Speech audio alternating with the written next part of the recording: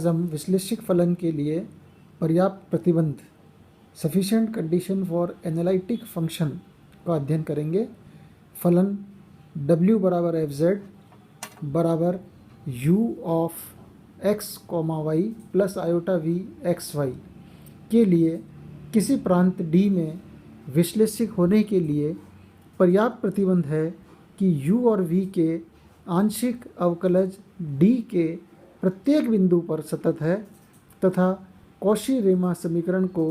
प्रांत d के प्रत्येक बिंदु पर संतुष्ट करते हैं।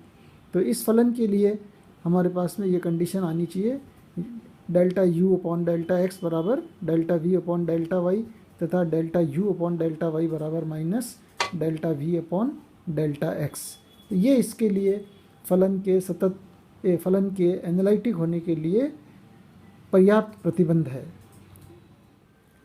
u और v के आंशिक अवकलज सतत हैं और कॉशी-रीमान समीकरण को संतुष्ट करते हैं और हम सिद्ध करेंगे कि फंक्शन एफ जेड एनालिटिक है। So w equal to U plus iota v that is equal to F Z. W बराबर एफ जेड हम लेते ही हैं और डेल्टा w लेंगे तो delta u plus iota delta v। हमारा ऑब्जेक्ट ये है कि हम डेल्टा u और डेल्टा v दोनों यहाँ पर फाइंड आउट करेंगे। तो इसके लिए हम क्या करते हैं, डेल्टा u निकालते हैं। तो u डेल्टा u कैसे आएगा, u of x plus delta x y plus delta y minus u of X Y, और इसके अंदर हम ये वाली term u of X Y plus delta Y subtract करेंगे और वापस इधर ऐड कर दिया। तो ये जो आ रहा है अपने पास ये वाला, इसके अंदर ये घटा दिया u of X comma Y plus delta Y और इधर वापस ये जोड़ दिया और ये u X Y as it is आ गया। और अब हम एक मीन वैल्यू थ्योरम, इसको नंबर 1 करके यहाँ रोक लो, एक मीन वैल्यू थ्योरम के बारे में थोड़ा सा स्टडी करते हैं पहले कि f of a plus H minus F A is equal to H F dash a plus theta h where theta lying between 0 and 1। ये आप पढ़ी हुई है mean value theorem, Lagrange mean value theorem. और क्योंकि एफ जेड और F dash Z सतत हैं इसलिए f of z plus delta z minus F Z, A की जगह यहाँ पे z हो गया और h की जगह यहाँ पे डेल्टा z अपन कॉम्प्लेक्स में चल रहे हैं। This is equal to h की जगह डेल्टा z है तो h की जगह ये डेल्टा z आ गया और f dash a plus theta h, तो a अपने पास में z है तो यहाँ पर आना चाहिए f dash z plus theta और h, थीटा डेल्टा z। तो डेल्टा z से लगाने से क्या हो रहा है कि यहाँ पर z में थोड़ा सा चेंज हो रहा है, तो उस थोड़े से चेंज को अपन ने इस रूप में बदल दिया है epsilon plus f dash z। ठीक है, थोड़ा सा ये यहाँ पे ध्यान रखेंगे। तो delta u by delta x और delta u by delta y दोनों सतत फलन हैं। अतः अब वापिस यहाँ आ जाओ नंबर 1 के ऊपर यहाँ पे। सो 1 विल इम्प्लाई, डेल्टा u चल रहा है ये 1 के अंदर है ना, ये डेल्टा u है। सो डेल्टा u बराबर delta u by delta x plus epsilon 1 into delta x। ये इसी के रेफरेंस में हम लिख रहे हैं क्योंकि ये F Z plus delta Z होता है तो इसकी जगह हमने ये रख दिया और यहाँ पर ये जो चीज़ आ रही है हमारे पास तो इसकी जगह हमने यूज कर लिया delta u by delta x plus epsilon 1 into delta x। ये डेल्टा z की जगह डेल्टा x हो गया प्लस यहाँ चलते हैं वापस। तो ये इसमें क्या हो रहा है, y चेंज हो रहा है तो ये बन गया अपने पास delta u upon delta y plus epsilon 2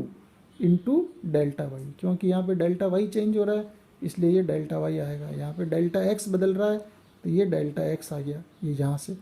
और एप्सिलॉन इसमें भी है, ये एप्सिलॉन 1 एप्सिलॉन 2 हो गया। बाकी चीज़ें सेम है, f डैश है तो ये u का डेरिवेटिव आ गया delta u by delta x, है ना, बिल्कुल क्लियर है। और अब यहाँ से आप क्या करेंगे,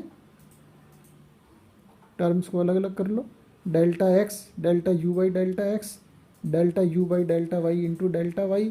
और epsilon 1 delta x epsilon 2 delta y, ये नंबर 2 हो गई। और ऐसे कैसे ही हम क्या करते हैं डेल्टा v लिख लेते हैं। Delta V by delta X plus epsilon 3 into delta X plus delta V by delta Y epsilon 4 delta Y, और फिर वही डेल्टा एक्स को यहाँ पर रख लेंगे साथ,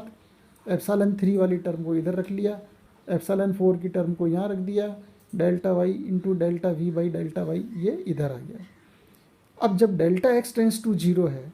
और डेल्टा वाई टेंस टू 0 है तो एप्सिलॉन 1, एप्सिलॉन 2, एप्सिलॉन 3, एप्सिलॉन 4 ये सारे कहाँ जाएंगे, 0 की तरफ अग्रसर होंगे, क्योंकि epsilon is very small quantity, वैसे भी बहुत छोटी है।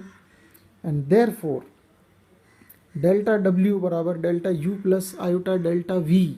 जो कि अपन ने ऊपर लिखा था, इसके अंदर हम क्या करेंगे, इन 2 और 3 नंबर की इक्वेशंस को वैल्यू रख देते हैं यहाँ पे।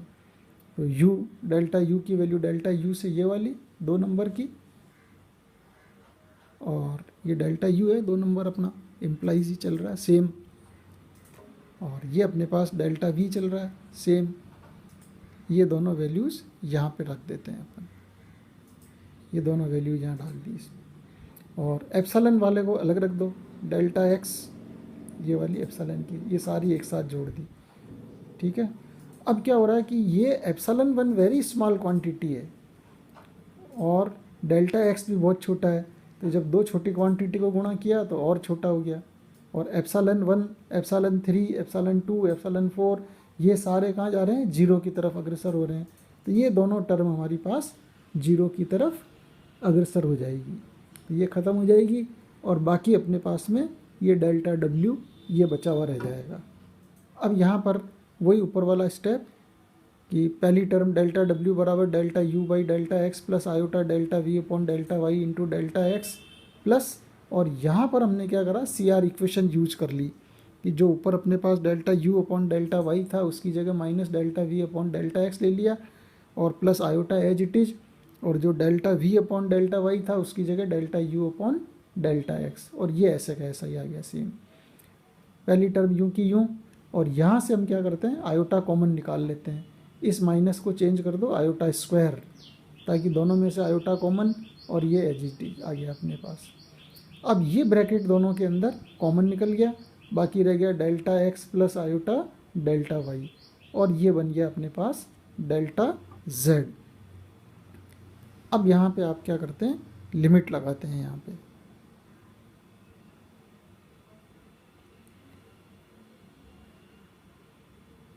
ये लिमिट लगाइए, delta Z tends to 0, delta W upon delta Z this is equal to, delta Z यहाँ पे लगेगा, भाग लगेगा, और यहाँ पे दोनों साइड में, क्योंकि ये जो वैल्यू चल रही है ना हमारी, ये कौन सी वैल्यू आ रही है यहाँ पे, ये वैल्यू आ रही है हमारे पास डेल्टा डब्ल्यू की, तो डेल्टा डब्ल्यू में आप डेल्टा जेड का भाग लगाइए और डेल्टा जेड टेंस टू 0 ले लो दोनों तरफ, तो ये delta W upon delta Z tends to 0, और इधर भी लगाया तो डेल्टा जेड से डेल्टा जेड कट गया, और ये रह गया अपने पास delta U by delta X plus iota delta V upon delta X, या D W upon D Z बराबर एफ डैश जेड, एंड ये आपका एज इट इज आ गया, जो अद्वितीय रूप से विद्यमान है, ठीक है, क्योंकि यहाँ से डेल्टा अपॉन डेल्टा एक्स लिया तो एक तरह से क्या हो गया, ये U plus iota V that is W, तो दोनों तरफ से ये चाहे पार्शियल में जाओ चाहे टोटल में जाओ दोनों बराबर आ रहे हैं, हमेशा ये एग्जिस्ट कर रहा है, किसी भी पथ पे जा रहे हैं तो एग्जिस्ट कर रहा है, इसलिए प्रांत डी के अंदर फंक्शन एनालिटिक होगा। थोड़ा सा यहाँ पे एक नोट और करें कि D W upon D Z this is D by D Z of F Z and that is our F dash Z, और एफ जेड की जगह आप क्या काम में लेंगे, एफ डैश जेड की जगह वो एक ही बात है, D by D Z F Z की जगह delta U by delta X plus iota delta V upon delta X, तो delta upon delta X of U plus iota V, या हम कह सकते हैं कि D W upon D Z is equal to delta W upon delta X. तो ये बड़ी इंपॉर्टेंट चीज़ है अपने पास कि जब अपन सवाल करेंगे और हमको D W upon D Z की आवश्यकता अगर पड़ रही है तो हम क्या करेंगे, पार्शियल के अंदर डब्ल्यू का एक्स के सापेक्ष पार्शियल डिफरेंशिएशन भी यूज़ कर सकते हैं। ये अपने को नोट थोड़ा सा ध्यान रखना है ताकि सवालों में अपने को काफ़ी सहूलियत मिलेगी इससे। तो ये अपने पास हो गई आज सफिशिएंट कंडीशन। अब हम लेते हैं कॉशी-रीमान समीकरण का ध्रुवीय रूप। इसके लिए हम कुछ चीज़ें पहले से निकाल के रख लेते हैं। पोलर फॉर्म में हम जानते हैं कि x बराबर आर कॉस थीटा, वाई बराबर आर साइन थीटा, दोनों को स्क्वायर करके ऐड करेंगे, आर स्क्वायर बराबर X square plus Y square, और थीटा का मान चाहिए तो tan inverse y upon X, ये सब आप जानते हैं। यहाँ से पार्शियल डेरिवेटिव निकालते हैं कि अगर आपको del R upon del X चाहिए तो यहाँ से निकालेंगे कि 2r del R upon del X equal to 2x, यानी del R upon del X equal to X upon R, जो कि कॉस थीटा हो गया। ऐसे ही del R upon del Y चाहिए तो इस आर को वाई के सापेक्ष करेंगे, आर स्क्वायर को, तो ये साइन थीटा आ गया। अगर हमको delta theta upon delta X चाहिए तो इस थीटा को डिफरेंशिएट करेंगे पार्शियली, और delta theta upon delta Y चाहिए तो इस थीटा को वाई के सापेक्ष डिफरेंशिएट करेंगे। एक हम निकाल के देखते हैं, delta theta upon delta X tan inverse का differentiation 1/1 plus Y square upon X square, और y अपॉन एक्स का और x के सापेक्ष minus Y upon X square. ये लघुत्तम लिया तो ये एक्स स्क्वायर से एक्स स्क्वायर कट गया, minus Y upon X square plus Y square, Y बराबर R sine theta, X square plus Y square equal to R square, minus ये यहाँ है तो minus sine theta upon R. ऐसे कैसे हम delta theta upon delta Y भी निकाल लेंगे, कॉस थीटा अपॉन आर के बराबर हो गया। कॉशी-रीमान समीकरण delta U by delta X बराबर delta V upon delta Y and delta U upon delta Y बराबर minus delta V upon delta X. अब यहाँ इन सब की वैल्यूज़ निकालेंगे हम। तो delta U upon delta X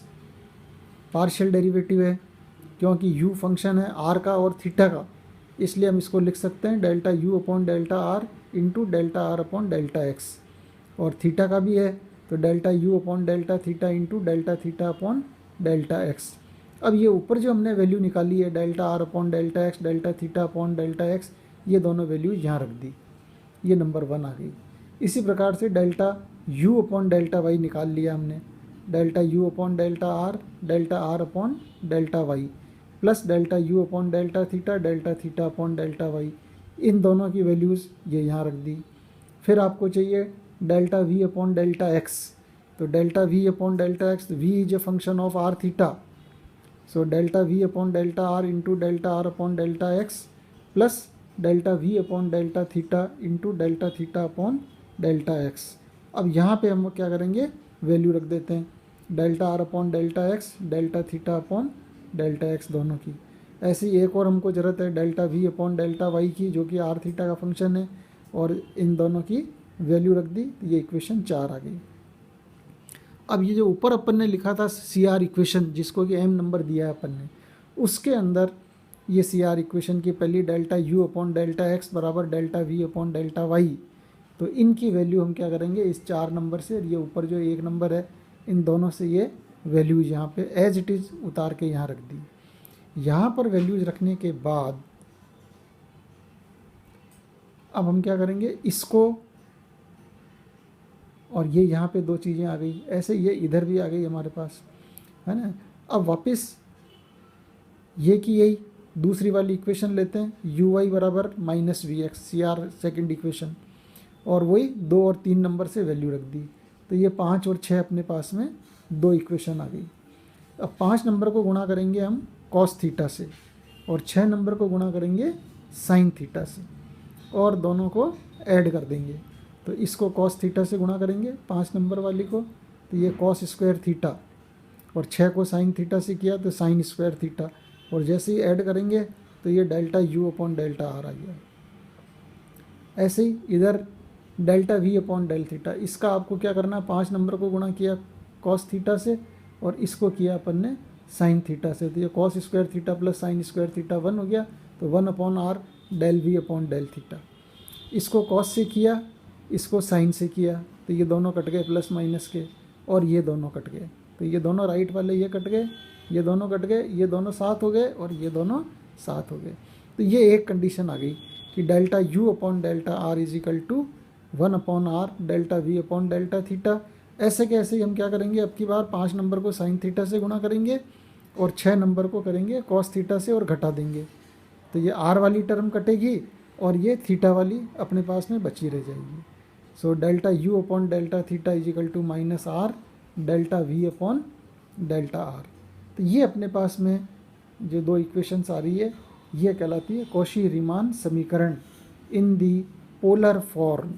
अब ये छोटे सवाल में 1.5 नंबर में भी पूछ सकता है, पोलर फॉर्म में सी आर इक्वेशंस लिखिए और इसका प्रूफ भी आ सकता है। तो दिस इज सिंपल है, इसको कर लीजिए आप।